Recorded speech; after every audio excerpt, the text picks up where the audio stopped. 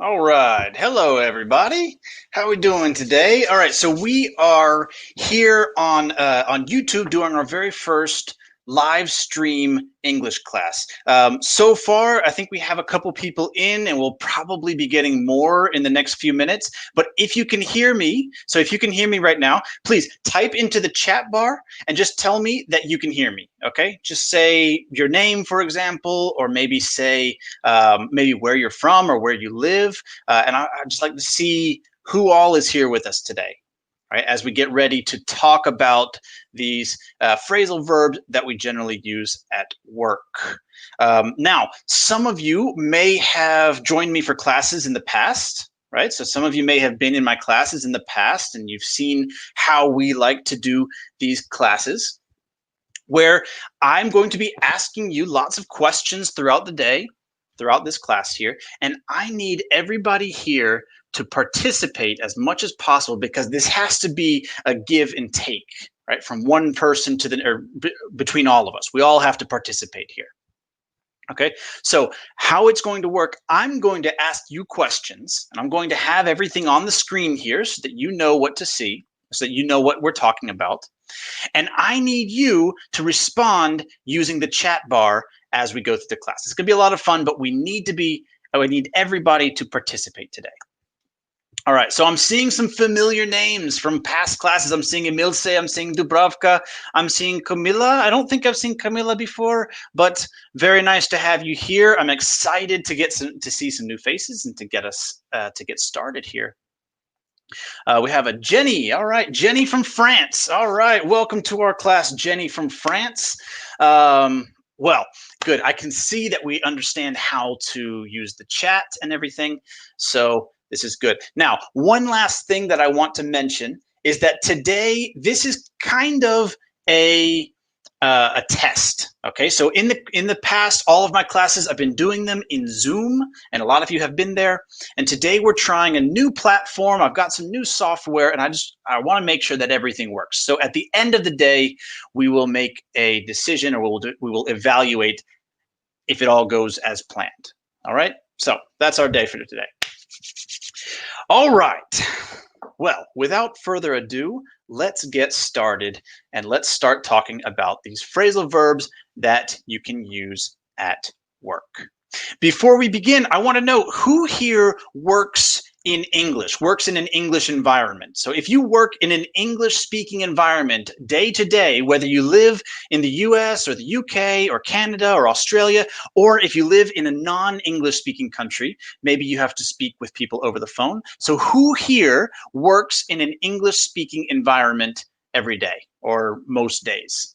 Maybe you do business with English speakers. Maybe you teach. Maybe you work with English speakers. So who here is works with English speakers on a daily basis? Because for those people, this is going to be extremely valuable, I think. So these phrasal verbs are ones that a lot of people like to use. A lot of English speakers like to use. So I think you'll find them very valuable. All right. Well, let's get going. Let's get going. Here we go. So to begin with, these are the words that we're going to be looking at today. Okay, these are all phrasal verbs that we use in English, especially in the office. Okay, so if you work in English, you will see these words. We have the words here. We have them carry out. We have to lay off. We have to burn out.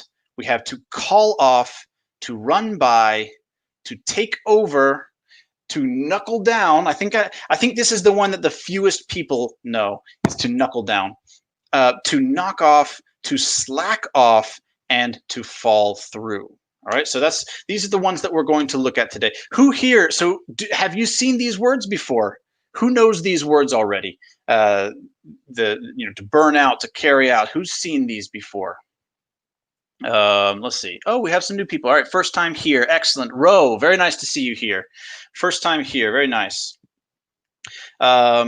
Yeah, so who here has seen these words before? Well, if you have seen them before, then maybe some of them will be a review. And if you haven't seen them before, then hey, guess what? We get to learn some new words. So excellent. Good stuff. All right. Let's see. so let's get started. Let's get started with our first word here. All right, so this is how it's going to work. I'm going to put up a screen like this, and at the top it says rewrite the sentence using the phrasal verb in parentheses. Rewrite the sentence using the phrasal verb in parentheses. So I have my phrasal verb here, which in this case is to carry out, right? And we have a sentence here that says, I'd like Sandra to complete the project for us. I'd like Sandra to complete the project for us. And your job is to rewrite the sentence using the word carry out to have a similar meaning, to have the same meaning. Okay, so you need to rewrite the sentence using the word carry out to have the same meaning. All right, let's see if you can do it. You need to rewrite the sentence and it needs to have the word carry out.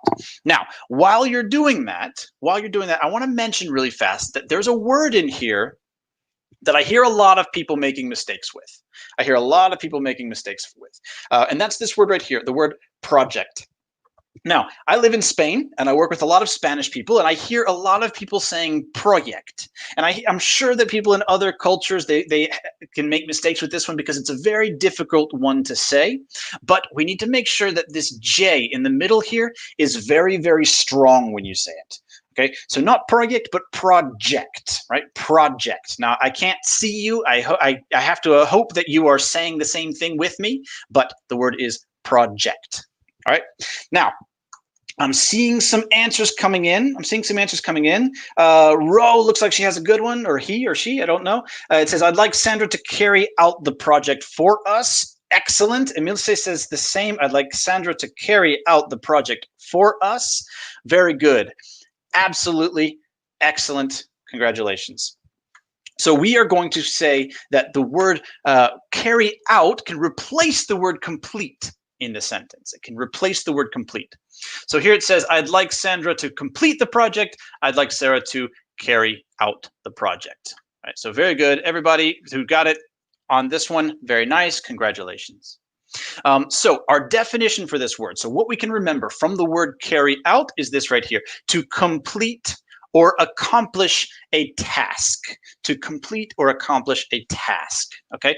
And these are probably the most common words to use with carry out are project, so to carry out a project is the first one, and the other one is to carry out a task, right? So those are, in my mind, those words, what we say is collocate, they go really well with the words carry out, okay? So to carry out a project or to carry out a task. Now, here's my question for you. I told you that today is very interactive, so I need lots of participation. What types of tasks do you carry out at work? Right? So what types of tasks do you carry out at work? Maybe you work in a business, in business management, you're a manager and you have to carry out timesheets. You have to carry out different projects with your employees. Maybe you're a teacher like me and you have to carry out lessons. You have to carry out, checking homework and things like that. So what types of tasks do you carry out in your day-to-day work, right? So at work on a daily basis. Right? So that's what I want to know from you. What projects or what tasks do you carry out at work? All right, so let's see who's got it. I want to see who gives me a good sentence. And let's try to use this word to carry out in our sentence. So that's what we're doing here. We're practicing using this and making sure that we use it correctly. So what types of tasks do you carry out at work on a daily basis? What do you carry out? All right, that's what I want to know from you. What types of tasks do you carry out? All right, I'm not seeing much yet. What do you carry out? Are you like me where you carry out classes? I know some of you may be teachers. Are you, let's see, maybe you have to carry out manual labor, manual tasks. Maybe you carry out manual tasks, like manual labor. I don't know. Okay, good. Emilce says she carries out planning lessons. Absolutely. So I think Emilce must be a teacher. Actually, I know Emilce is a teacher. So that is a daily task for a teacher is planning lessons to carry out. Very nice, Emilce. All right. Very good. So that's the first word, right? To carry out is to complete or accomplish a task. All right, we need to remember that one. Here we go. We're going to the next one here. The next one here. The next one says, now the next one is a little bit more sad, not as much fun. The first one is fine, but the second one is not as much fun. So this word is to lay off. To lay off. All right. And now to lay off. So we need to rewrite the sentence using the word lay off. Okay. And this one says 50 people lost their jobs when the company fell on hard times. 50 people lost their jobs when the company fell on hard times. So once again, your job is to rewrite the sentence using the word lay off. Now, as you go, I want you to pay attention to this expression here, to fall on hard times. To fall on hard times. Okay. To fall on hard times can be for either a person or it can be for a company, and it's a downturn in the economy. It is where where financially or economically you have bad times, or you're not making money, you're losing money, you don't have enough, you can't survive. Okay, so when the company fell on hard times, when the company fell on hard times, they 50 people lost their jobs. All right, so we need to rewrite that sentence using the word lay off. All right, let's see what we can get. What can we get? 50 people lost their jobs. What can we say? All right, let's see. We got some good ones here. We have Emil say, very good. And we have Ro. Ro says 50 people were laid off when the company fell on hard times. Exactly right, Ro. Very, very good. Notice that you had to use the passive construction here too. They were laid off, but you did it perfectly. It's a little bit tricky. So very, very nice. 50 people were laid off. And this word, to lay off, so 50 people were laid off. This word lay off means to force an employee to leave the job for financial reasons. For financial reasons. That's an important part of this. There's another word that I think a lot of people know, and that word is this. It is fire, to fire someone, to fire. Right, which is very similar to this. To fire someone, to lay someone off, they're very similar. But to fire is when someone is a bad employee, or maybe you just don't like them. There are lots of reasons to fire somebody, but layoff is a little bit different. Right, layoff is not exactly the same as fire. So I'm curious to know, why do companies sometimes lay their employees off? Right? What reasons do they have? Why do companies sometimes lay their employees off? That's my question for you. I want to know, what are some reasons? What is a reason for them to lay an employee off? Now, as you're writing, I want you to remember this, and notice that we have these words lay off separated in this sentence. So before we said that 50 people were laid off. 50 people were laid off in this sentence here, right, where we kept them kind of together. We kept them in a tight ball, where we said that 50 people were laid off. But up here, we're saying that they sometimes lay their employees off, right? So that's interesting. It's different. And what this is an example of a separable phrasal verb. This is our first example of one today, right? A separable phrasal verb, where we can say, why do companies sometimes lay off their employees? So we can put this right here if we want to, or we can say lay their employees off, right? So we have two options when we say this, and there's really no difference between them. So there's not a lot of difference between saying lay their employees off or lay off their employees. There's really no difference. You just choose the one that flows best with the sentence that you have in the moment. Okay, so we can say lay their employees off or lay off their employees. And I'm seeing some answers. I'm seeing that people are saying for financial reasons, for financial problems, because of financial issues, and all of these are absolutely correct. Very nice. I was hoping maybe for some more specifics, like why, like what sort of things. But yeah, that's exactly right. So financial reasons, financial problems, financial issues, all of these work really well. Absolutely.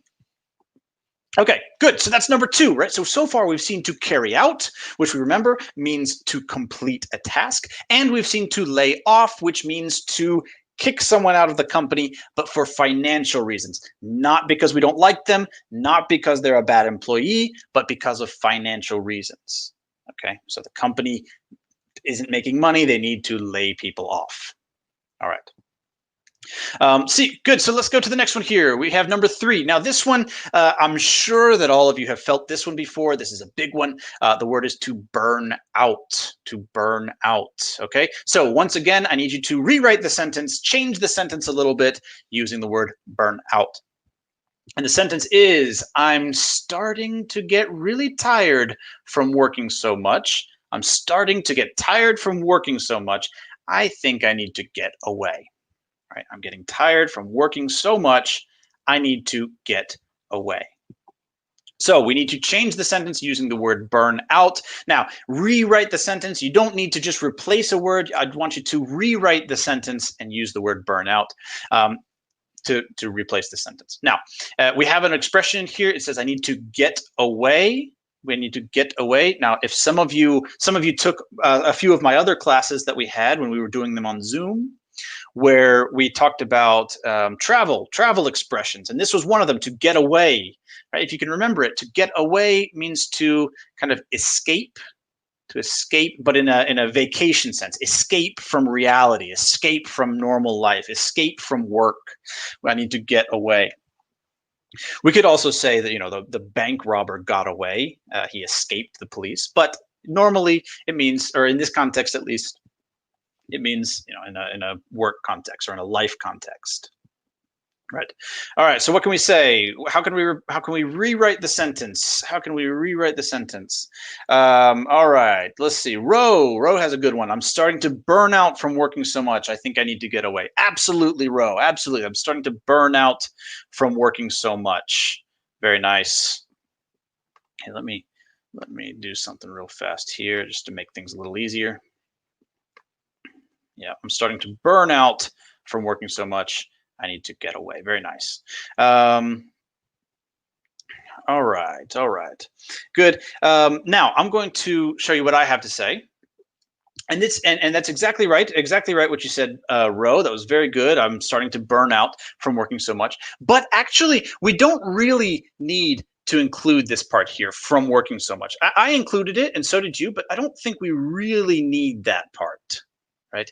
That part is kind of extra information, because to burn out means to get tired from working too much. So if I say I'm starting to burn out, then you kind of understand. You should know just by the context of that I'm talking about burning out from work.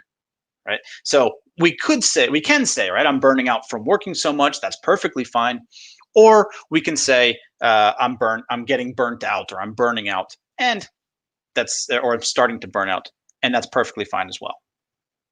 Right, very good. And Emilce says, I feel burnout. Let's say I feel burnt out. I feel burnt out on Fridays. Yeah, absolutely. I feel burnt out on Fridays after working so much. Good. All right, so here's my question for you. I think you understand how these things work now. So my question for you is, do you get burnt out from working too much? Right, so when you work too much, do you get burnt out? And if you do, how do you disconnect? How do you disconnect? So how do you stop thinking about work? How do you make those thoughts go away? How do you sleep when you're constantly thinking about work? So what do you do to disconnect or to relax so that you're not burnt out from work? What can you do? I know for me, I know that there's some things that I like to do. Sometimes it's as simple as just watching a funny television show or watching something on TV before going to bed. Sometimes it's bigger. I need to get away for the weekend, or I need to get away and do something. That's true too. That happens as well. But I'm curious, what do you do to disconnect, or how do you disconnect when you feel burnt out? How do you disconnect? All right, I want to see it in the chat bar. And I see lots of people. So I have lots of viewers here. I have lots of people that are watching this, but not typing in the chat bar. I want participation today. This is how you improve in your English, is you have to participate. You have to type. You have to write. You have to think. Yeah. So let's see. Let's let's see. So Emil say, when you feel burnt out on Fridays, you like to do some gardening. Oh, that's a good one. I like to do some gardening. Very good. Let's see. Ro, you like to go into nature. Yeah, I think that's a good one as well. Walking to the river, watching something that makes you laugh. Right. I think that that's a really good one.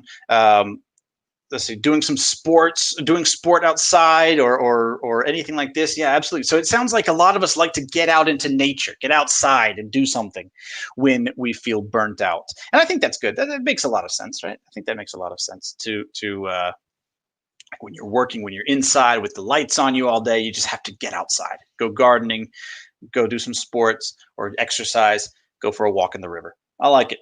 Very good.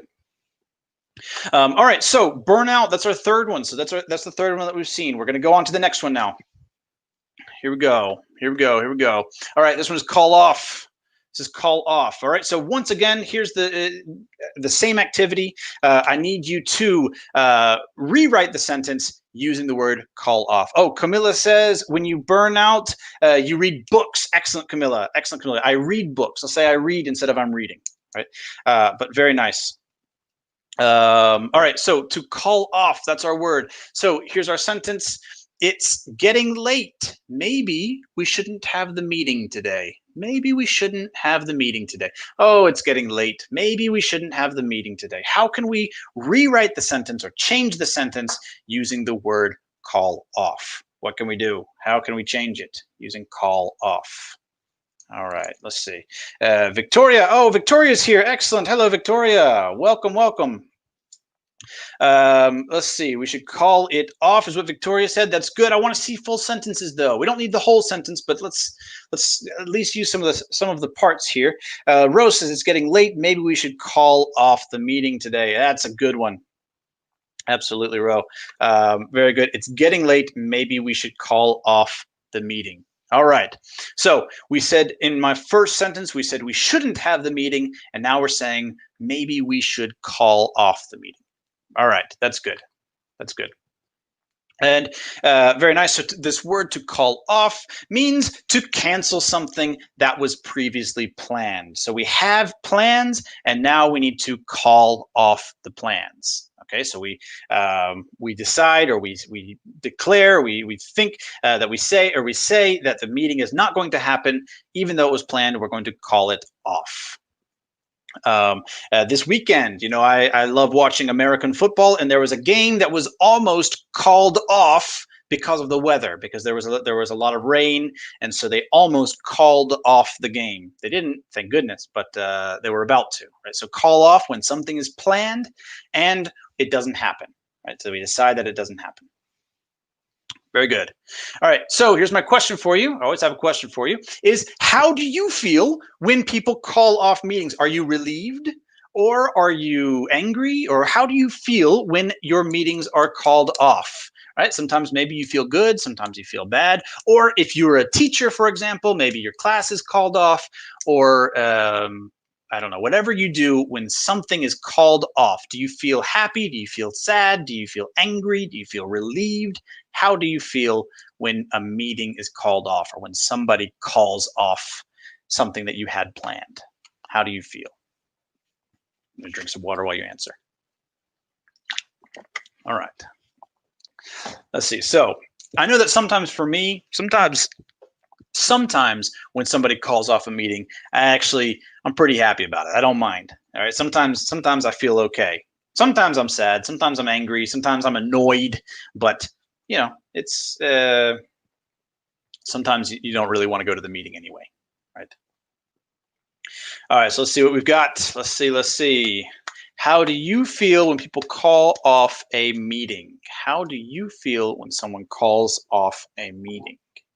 Notice also that this is another separable phrasal verb. Remember we talked about phrasal verbs before. What was the one we said before that was separable?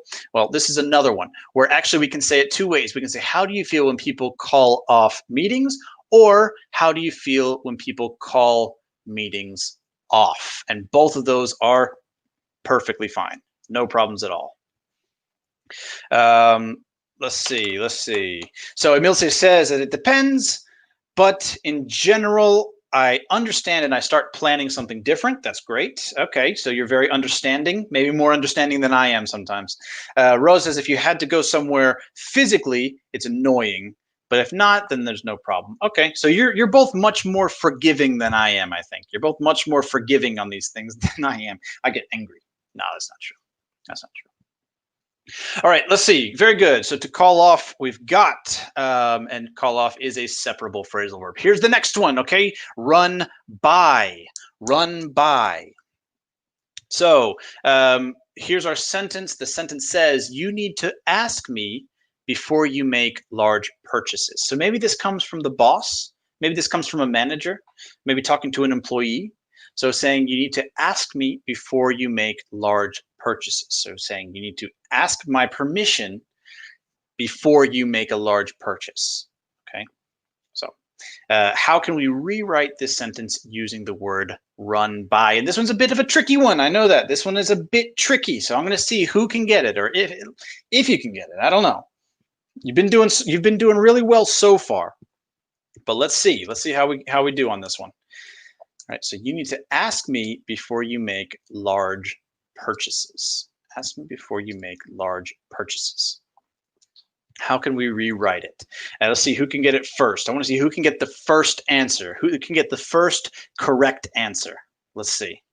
You need to ask my permission, or ask me before you make large purchases. What can we say?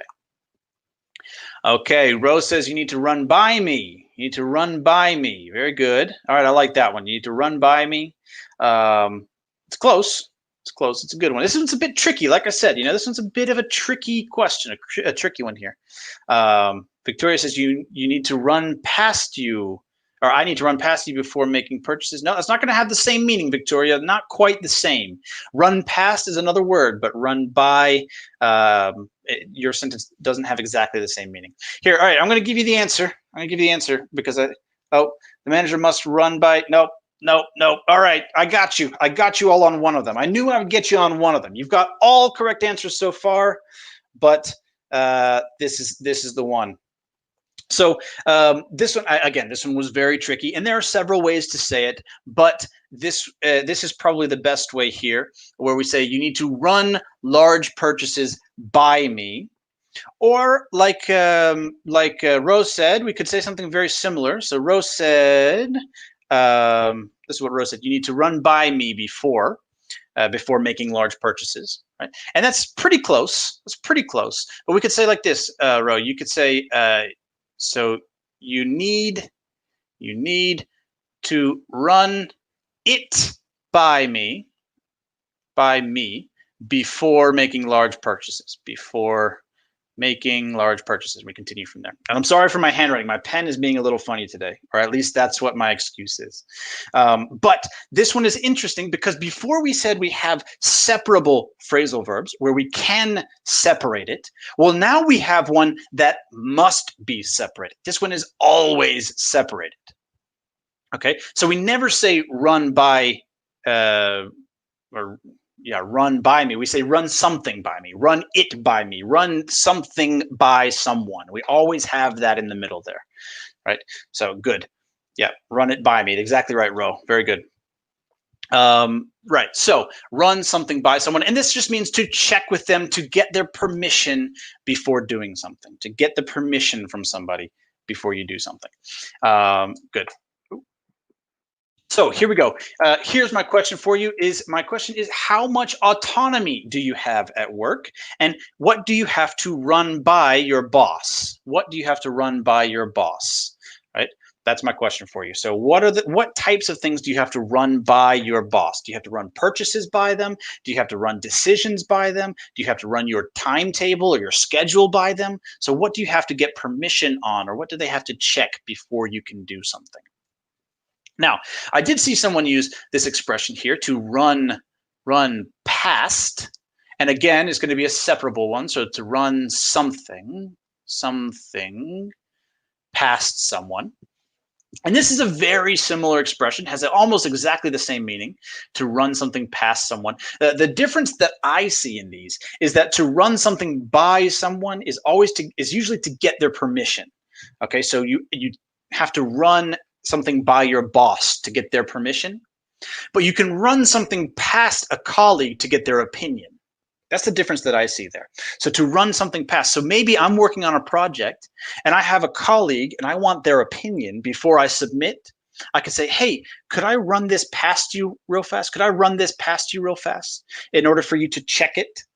Right? So we can use both of these, and they're very similar. And you may even hear people exchange them, but that's the difference that I have in my mind. All right, let's see. What do we have? What answers do we have? So Victoria says, I need to run stationary expenses and public announcements by my supervisor. I need to run stationary expenses and public announcements by my supervisor. Excellent, Victoria. Very, very good. Rose says I have to run plannings and some emails by the coordinator of the group. Excellent. So you need to get them to check it before you submit or before you send it out to everybody. Very nice. All right, those are two very, very good uses of this word, to run something by someone, right? Because it's always going to have that structure, to run something by someone. Run plannings by the coordinator, or as Victoria said, run stationary expenses by the supervisor. Perfect. Very good.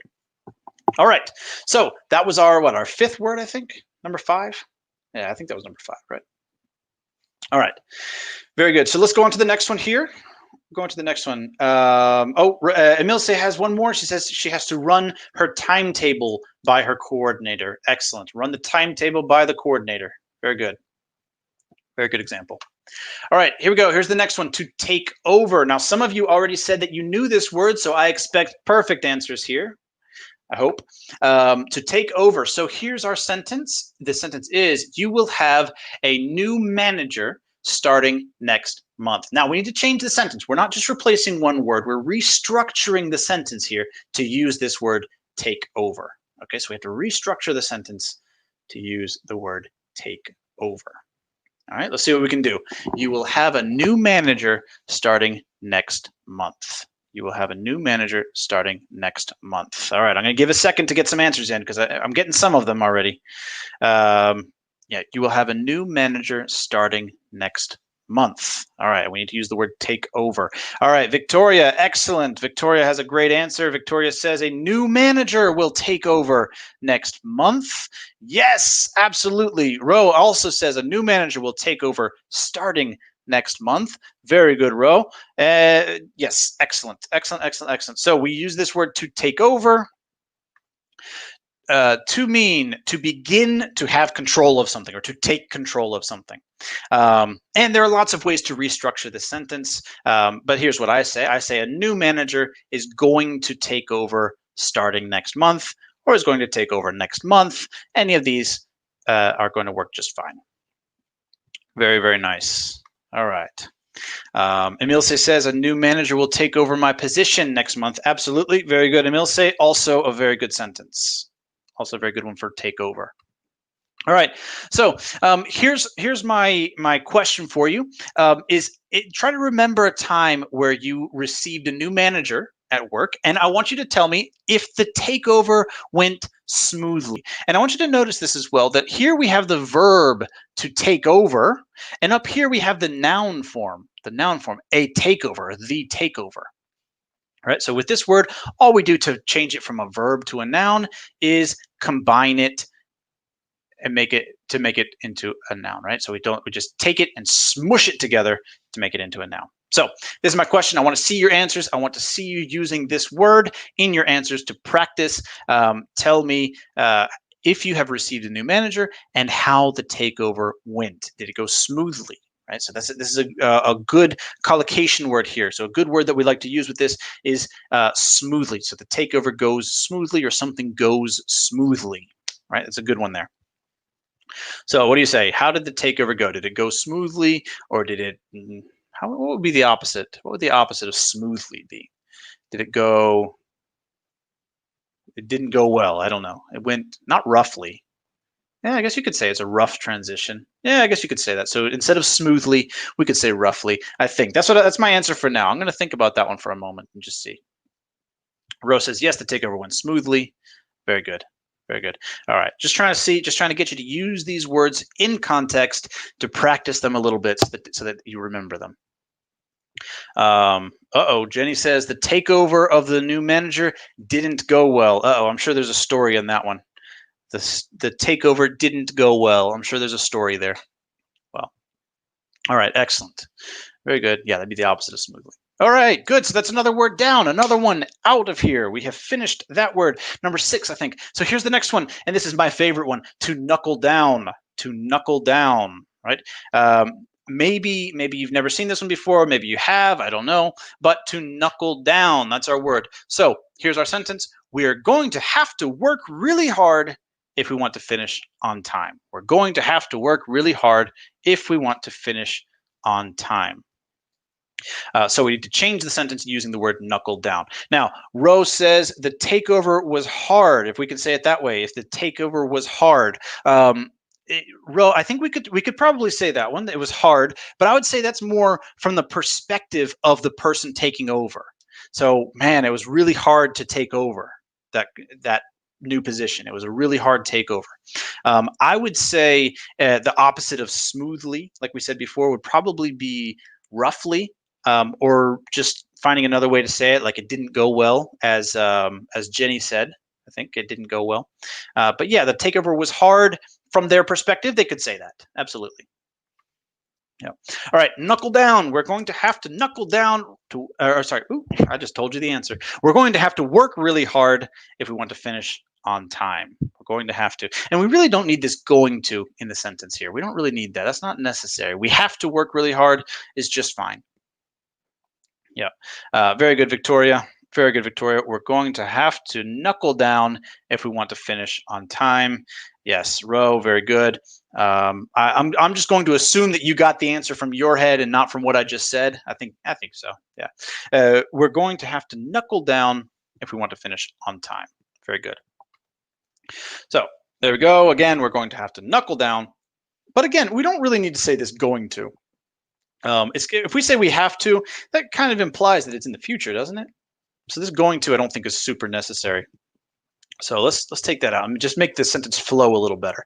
So we have to knuckle down if we want to finish on time, or we're going to have to, right? And this word to knuckle down, so this part of the hand right here, this is called the knuckle. What we have in our picture there, that's called the knuckle right there. Not this part, but this part in the back there, the back.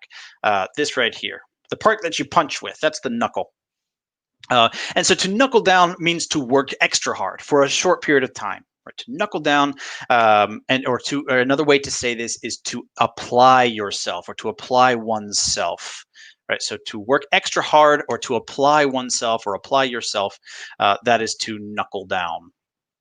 Yeah. And usually it's only for a short time, right? For me, I can remember when I was in university at exam time, that was time to knuckle down. Time to knuckle down. Or maybe there's a really busy part of the year for your job at work, right? There's a busy time, so you need to knuckle down at that time. You need to work extra hard for a period of time. Let me knuckle down. So my question for you is, have you ever had to knuckle down to complete a project? And maybe be more specific. So what project what did you have to knuckle down to do? What did you have to knuckle down to do? What did you have to work extra hard or knuckle down in order to complete, or in order to do? That's my question for you. I want to see what you have to say. What did you have to knuckle down to do, or to get done? Yeah. All right. Yeah, let's see. So what did you have to knuckle down to do, right? Just like I said, I remember that I had to knuckle down at university when it was exam time. In my last job as a teacher, I had to knuckle down really hard in September when the school year was starting and all of that. I had to knuckle down. Let's see. Victoria says I had to knuckle down to finish my educational blog for my master's. Excellent. So Victoria, maybe you had a deadline and you had to work really hard for the last couple days to get that done, right? Maybe now I don't like to think that you procrastinated, but that's just how these things usually go. You have to knuckle down to get something done. Absolutely. Very good. So if your boss ever says this, so for the rest of you, if your boss ever says that you need to knuckle down, that means you need to work extra hard. You need to work extra hard. All right. For a short period of time. That's the important thing here, right? Extra hard compared to normal. Maybe you normally work hard, but now you need to work extra hard. Extra hard. To knuckle down. All right. We're going to move on. We're going to get to the next one. I forget what number we're on. We're just going to get to the end, and I'm going to be surprised. So this one is to knock off. To knock off. All right. So this is to knock off, and the sentence is, I'm going to leave work a bit early today to go to the dentist's. To go to the dentist, and let's make sure we pronounce that one right. To the dentist's. To the dentist's. Yeah, the word is knock off. Now I'm seeing some other answers coming in. From our last one here, Jenny said, I have to knuckle down to implant a new software in the laboratory. Very nice. And Camilla says, I have to knuckle down to improve my YouTube channel. All right, so Camilla has a YouTube channel. You need to knuckle down. You need to work extra hard to improve it. Very nice. Very nice. All right, knock off. What can we say? I'm going to leave work a bit early today to go to the dentist's. I'm going to leave work a bit early today to go to the dentist's. What can we say? What can we say? Am I getting some answers? Yes, I'm getting some answers. All right. All right, Ro, I think we have our first answer. Ro says, I'm going to knock off to go to the dentist. That's good. That's good. That doesn't have all of the information, though. It doesn't have everything. Victoria says, I'm going to knock off today to go to the dentist. Again, that's good, but it doesn't have all of the information. So I think what you're leaving out is this part here, this a bit early part, which we actually is not part of the word knock off. That's not what that means. So I think you're trying to include that in the meaning. But no, actually, so our sentence is very simple. I'm going to knock off a bit early today to go to the dentist. And to knock off just means to leave work. Just means to leave work. When you're collecting your things, you're grabbing your coat and you're preparing to leave the office, you say, well, I'm going to knock off. See you guys. I'm going to knock off. See you tomorrow. See you tomorrow. All right, so knock off just means to leave work. Now today, I'm going to leave a little bit early to go to the dentist. Right? So I need to go to the dentist. I'm going to knock off work a bit early. But to knock off does not mean to leave early. It just means to leave. That's it. So I'm curious. So we have people all over the world. I think we said we have some in Europe, some in South America, some in Asia. What time do you knock off work normally? What time do you normally knock off work? I think people in different places tend to knock off at different times, or tend to leave work at different times. So what time do you knock off work in your country, or in your location, or in your job specifically? But I think it should be representative.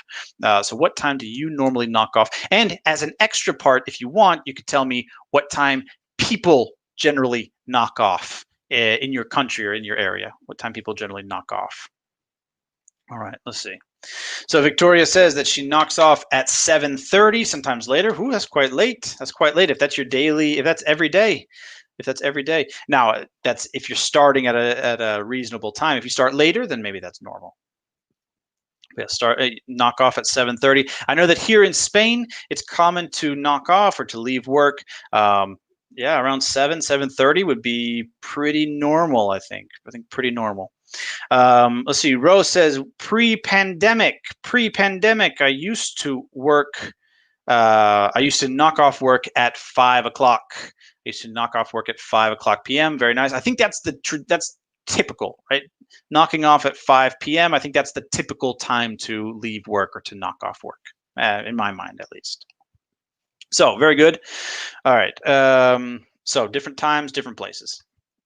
All right, let's see. So here's our next one. I think we're close to the end here. We're getting to the end. So our next word is to slack off. So lots of words with off. To slack off. Slack off.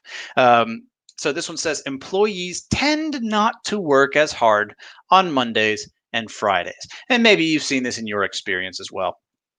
I know that in jobs I've had, that on Monday and on Friday, people are getting about half of their work done, maybe a little bit more if they're feeling extra motivated. I don't know. For me, I always liked Mondays. Mondays are, I know that's not good, and that's not normal, but Mondays for me was always like the start of the week. I'm excited. I'm ready to go, ready to get started. But Fridays, it's definitely tend not to work quite as hard. All right, let's see. What do we say? I'm getting some answers in, getting some good ones here. So here's one. Employees tend to slack off on Mondays and Fridays. Absolutely, Ro. Very good. To slack off. Very nice. Very nice. Yes, people or employees tend to slack off on Mondays and Fridays. Yeah, I think that we can all agree with this. So again, to slack off just means to not work hard, to not put in effort. Remember that just a moment ago we had this word to knuckle down, which means to apply yourself, to work extra hard. So we can think the opposite of that would be maybe to slack off, to not work hard, to not put in effort, to not do a very good job. To be lazy is to slack off, to be lazy. Yeah, absolutely. So here's my question for you. I know that sometimes we all end up slacking off a little bit. I know that I have in the past. I know I have in my jobs. Not normally, but you know, it happens when you're not having a good day or something. But I'm curious how you feel when other people slack off. Not when you slack off. When you slack off, I know that it's okay. It's because you're having a bad day. But how do you feel when other people slack off? Okay, that's what I'm curious about. And I want to see some good adjectives. I want to see some good vocabulary here. So, how do you feel? Give me some good vocabulary. How do you feel when others slack off at work? Maybe you're working on a project with somebody and they're slacking off. How does it make you feel when that happens? Happy? No, probably not. Probably not happy. Probably not excited. Probably not. Probably not good feelings. I would imagine. But I'm curious. I'm curious how you feel when others slack off. When others slack off. One thing to notice here, remember we were talking earlier about these separable phrasal verbs, the separable phrasal verbs. And here's a good example of one that is not separable. Not separable. So we can say non-separable. Separable. Phrasal verbs, where all that means is you'll never see these two words separated in a sentence. It'll never be slack someone off or slack something off. That's not that we don't use it that way. It's just to slack off. That's all we say. So never separating it. All right, I got some good answers here. Victoria has a good one. Victoria says, when the deadline is tight and a project is significant, I feel angry and frustrated when people slack off. Absolutely. Very good. I like that. Angry and frustrated. Two very good words there. Rose says, I feel a little bit frustrated. I feel a little bit frustrated when my students slack off in their studies. Very good. Absolutely. I can understand that one. I can understand that one very well. You feel frustrated when they don't do their jobs, when they don't do what you want them to do. Absolutely. Very good. All right. Yeah, good. Yeah, I think frustrated is probably the best word that I can imagine for this, about how I feel and how most people probably feel when others slack off. Frustrated. Very nice. All right. We're going to move on. Here we go. Going to our last word of the day. Our last word of the day. So some of you have just joined us. If you've just joined us, then later you can review the other words that we've said. But here is our last word of the day. And this one is to fall through. To fall through. Now, this is very similar to another word that we've already seen, but we're going to see the difference here. So this one says, I thought I would make that sale. I thought I would make the sale, but it didn't happen in the end. I thought I would make the sale, but it didn't happen in the end. How can we rewrite this sentence using the word fall through? How can we rewrite the sentence using the word fall through? Here's another good answer from our last one from Emil. It says, I feel annoyed when mates slack off at work, and I look up to the ones that keep working hard. All right, very nice. Very good.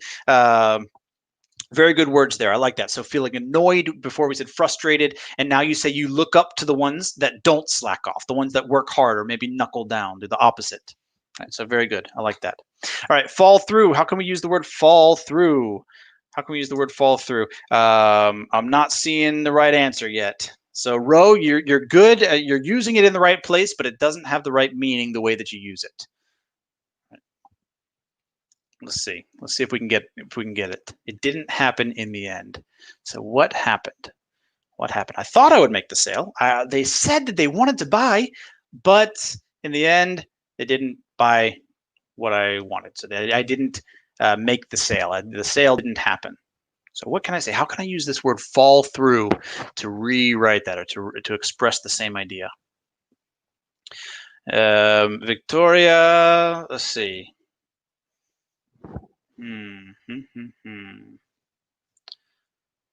Okay. Emilce, that's good. That's good. So Emilce says this. She changed the sentence completely. The sale fell through. It didn't turn out as expected. That's the meaning of fall through. So that's very good. Yeah, it fell through. It didn't turn out as expected. It didn't go as planned. So I'm seeing some people saying it did not fall through, right? But actually, we need to say it did fall through. It fell through. So I thought I would make the sale, but it fell through. It didn't happen. To fail to happen, to fall through. Right. So I was talking to a customer. They said they wanted to buy. I was excited. I thought I would make the sale, but it didn't happen. I thought I would make the sale, but it didn't happen. Right. So it fell through. All right. So I saw a couple of you saying, I thought I would make the sale, but it did not fall through. But actually, to keep the same meaning, it did fall through, but the sale fell through. All right. So make sure we get that one right. Okay, so here's my last question for you. The last question I have for the day, and again, we have to use the word fall through. I want to know when was the last time that your plans fell through? So we often use it for a sale. A sale can fall through, but also plans can fall through, right? I had a plan to meet some friends last week, but the plans fell through. We didn't actually meet in the end. It failed to happen. The plans fell through. Yeah, so I want to know when the last time that your plans fell through was. Now, it may have been very recently. We are in some very crazy times right now where it's hard to make plans or it's hard to follow through. That'll be the opposite. It's hard to follow through on the plans. To fall through, and actually we're going to say the opposite. It would be to follow through. Follow through, which means that it does happen. To follow through. You followed through on the plans. You followed through on the sale. But yeah, because of COVID. So Victoria says, because of COVID, I cannot get a visa to study abroad, and the plans fell through. Very good. Yeah, that's a big one. Yeah, traveling abroad. I also had some plans, some travel plans fall through, or to go from one place to another. Rose said, I had plans of traveling to the mountains, but it fell through in March. Yep, the plans fell through. Absolutely. Yep. For Jenny, wanted to see her family this week, but because of lockdown, it fell through. I think a lot of us are hitting these problems right now where plans are falling through. Any plans to travel or to go somewhere to see people? Yeah, I've had some big ones fall through this year too. Some big plans fall through. But at least we're using the sentence correctly, right? At least we're using the sentence well. We have another one from Emilce. I wanted to visit relatives and friends, but my plans this year fell through. Very good. Yeah. So I think we're all kind of in the same boat here. It seems like where our plans are falling through. Right? At least we're using the word right. At least we have a new word to talk about it with. But our plans are falling through for lots of different reasons. All right. Very good, everyone. So those are our 10 phrasal verbs. These are the 10 phrasal verbs that we learned in this class today. Carry out, lay off, burn out, call off, run something by someone, take over, knuckle down, knock off, slack off, and fall through. I'm curious, which one is your favorite, or which one didn't you know before, but now you're going to remember? So which one are you going to use in the next time? Which one are you going to use the next time you're at work, or you're talking to a colleague, or you're talking to your boss and you need to use a word? Which one are you going to use? Or which one is your favorite of all of these? Real fast, what I mentioned when we started talking about this one, fall through, I said it's very similar to this one, to call off, right? So these ones are very similar, and we can often use them in the same in the same situations, right? The meeting fell through. We didn't have the meeting, or the meeting was called off. The only difference between them is that call off is an intentional thing. It's an action, whereas fall through means it failed to happen. Call off means we decided not to do it, but fall through means that it failed to happen, maybe for other reasons. Yeah.